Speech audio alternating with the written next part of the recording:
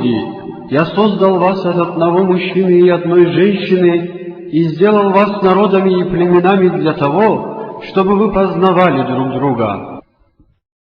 Коран, сура 49, аят 13.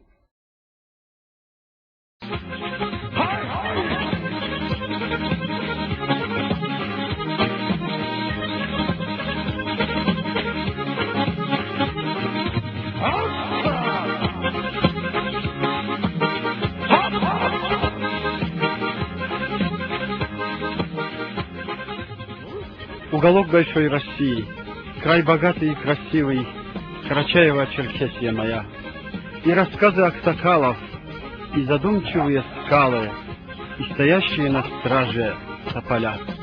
Эльбрус, вершина Европы. На севере и западе этого снежного великана раскинулась многонациональная Карачаево-Черкесская республика. Но наш сегодняшний рассказ о карачаевцах, древнейшем горском народе Кавказа. В России проживают около 250 тысяч карачаевцев. Они говорят на карачаево-балкарском языке. Три основных составляющих формируют идеологию современного национального самосознания карачаевцев. Во-первых, это устойчивое представление о том, что карачаевцы – коренной народ Кавказа и один из древнейших этносов, чей этногенез завершился на данной территории, в горах и предгорьях Западного Кавказа. Убежденность в том, что мы – горцы, кавказцы. И кого бы вы ни спросили, кто такой карачаевец, вы непременно услышите в ответ: горец? Горец. Прежде всего, это горец. Во-вторых, это развитое у карачаевцев чувство причастности к тюркской, суперэтнической общности. Карачаево-балкарский, аланский язык относится к западной ветви тюркской группы языков.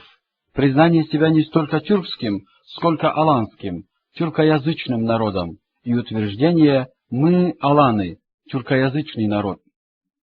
Наконец, третьей основой самоидентификации карачаевцев является их ощущение принадлежности к исламскому миру, к единой мусульманской умме, выраженной в формуле «мы мусульмане».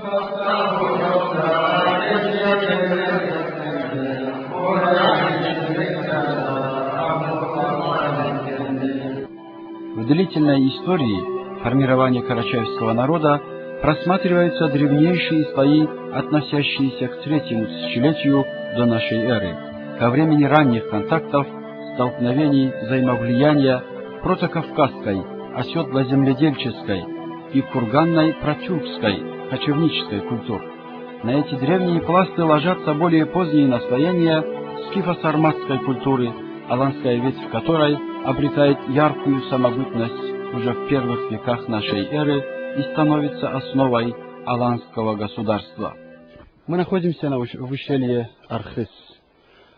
И конкретно на месте, где был расположен город, аланский город Маас. Само городище насчитывает до 500 фундаментов. Здесь, по приблизительным подсчетам ученых, проживало от 2 до 2,5 тысяч человек. Для того времени, для X века, это довольно был большой город. Если провести параллель с Парижем, то в Париже в это время где-то проживало 1000-1500 человек. То есть здесь проживало на порядок больше. Вот. Уникальность этого комплекса состоит еще в том, что здесь просадила северная ветка шелкового пути. Аланская культура – явление уникальное не только в масштабах Северного Кавказа, но и России в целом. Ее уникальность, кроме всего прочего, состояла еще и в том, что ареал ее бытования является на территории России единственным ее регионом, где синхронно употреблялись 3 типа евразийской письменности – тюркская, руническая, греческая и арабская. Это говорит об имевшем место распространении тенгрианства, христианства и ислама.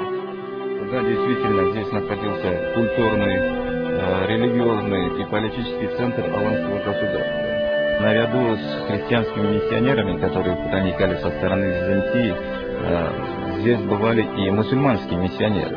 То есть практически на этой территории были все религии, можно так сказать. Сегодня на этом месте недалеко расположен поселок Архыз, где живут карачаевцы, потомки Алан. Происхождение карачаевцев от Алан подтверждается анализом значительных пластов фольклора, древнего эпоса о нартах и богатым археологическим материалом и поддерживается доводами ученых. Сегодня в Карачае сохранились исторические памятники, подтверждающие сказанное. На западном склоне Архызского ущелья, в районе селения Архыз, остались руины военного укрепления, называемое до сих пор Карчакала, крепость Карчи.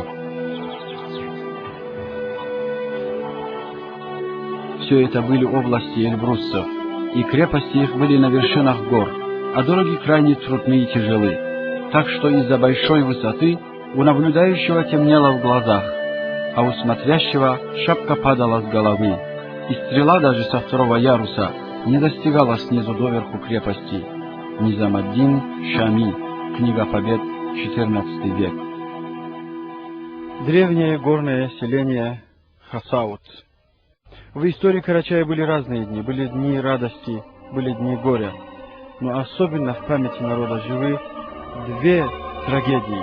Это разгром Темирланом Аланского государства, предков карачаевцев, и геноцид карачаевского народа в 1743 году.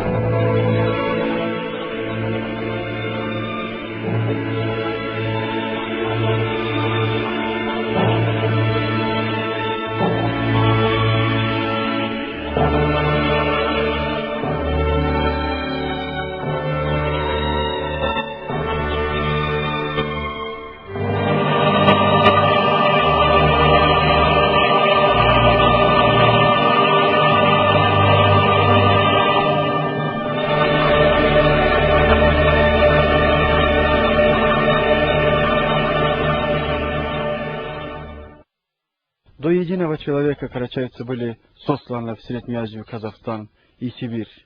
Через 14 долгих лет карачаевцы возвращаются на свою родину, но однако они оставили по дороге в Среднюю Азию и Казахстан и в пустынях далекой Средней Азии и Казахстана оставили около 70% своего народа. До сих пор руины этого селения, они являются безмолвными памятниками совершенного варварства и геноцида уже не в Средние века, не Темирланом, а уже в 20-е века в Советском Союзе.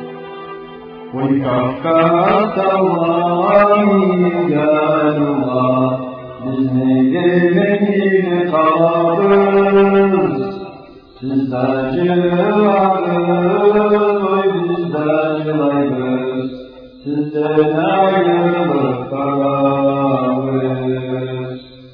Uzak ayrılıp geçip ağlarız.